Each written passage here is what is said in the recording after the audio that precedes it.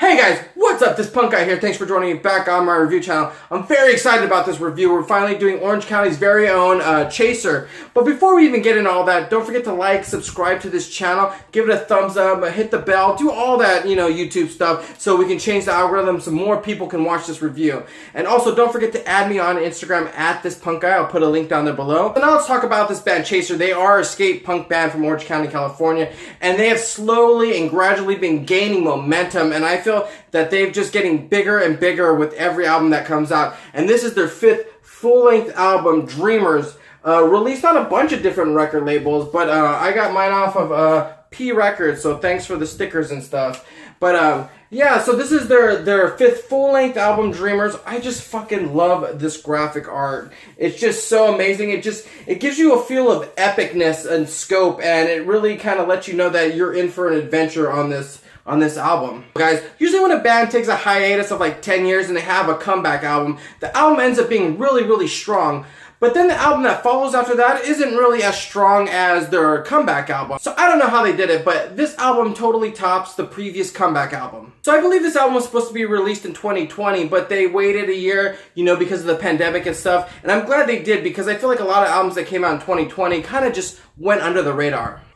So sonically, this album sounds amazing. It was recorded at Buzz Bomb Studios and mastered at the Blasting Room, and anything that comes out of those studios always sounds amazing. The album is so powerful and strong.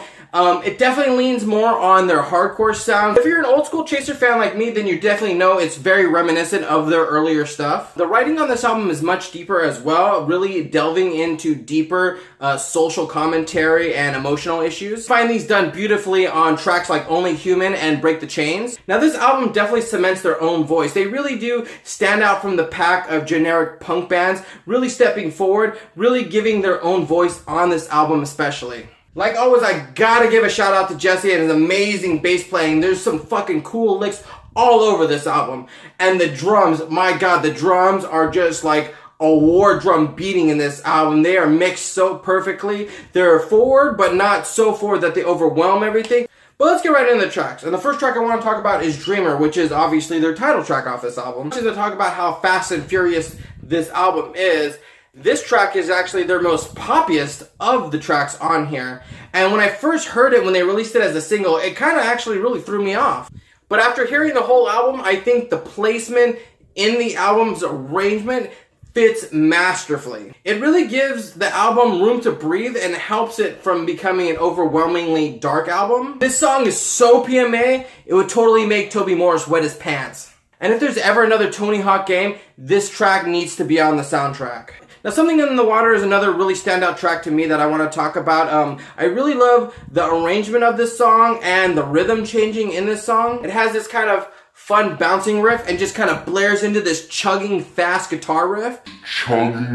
But my god, I really love the lyrics on this track. It talks about being disconnected from people socially and, not having a presence in real life and only being through the internet. Being disconnected, only doing things because of social media clout and just things like that. And it totally reminds me of this Black Mirror episode. I don't remember what it's called, but I'll put a link down if I can find it. But it's a really great episode, and this song totally reminds me of that. The track I want to talk about is See You at the Show, and this song definitely holds a special place in my heart. Now, Chaser's really well known to me, at least for putting at least one anthem on every album. And this is definitely the anthem track.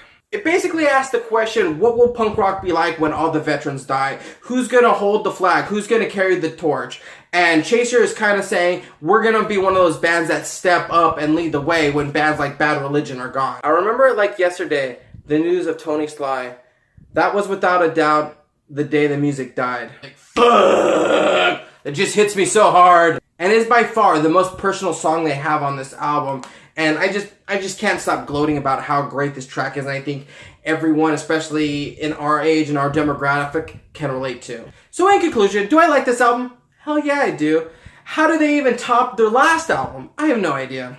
But I'm gonna go out and say it right here. Chaser, if you're listening, this is your full circle. This is your Punkin' Drublick. This is your Mona Lisa. This is your magnum opus right here. This album is so fucking fire. It's the best thing I think you guys have ever put out.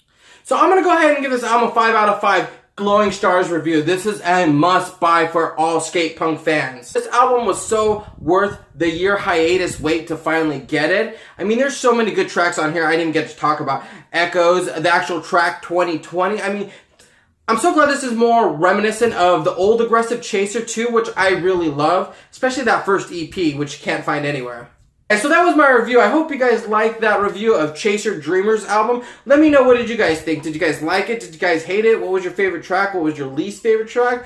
I know for me personally, I keep flip-flopping back and forth. I don't know which track I like the most. I just like the album so much as a whole. It's kind of hard to decide, but let me know. Leave a comment. And don't forget to add me on Instagram at @thispunkguy. And like always, guys, I got more reviews coming, so I'll always see you at a show!